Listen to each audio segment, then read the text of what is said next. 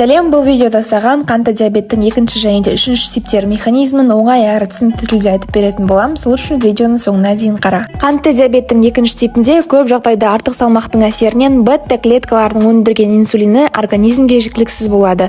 Май клеткалары көп, сәйкесінше глюкоза да көбірек қажет етіледі. Сол себептен ұйқы безінің жасушалары глюкозаның деңгейін төмендетіп, қанның құрамынан шығару үшін үлкен көлемде инсулин өндіріп бастайды. Нәтижесінде бета клеткалардың гиперплазиясы мен гипертрофиясы орын алады.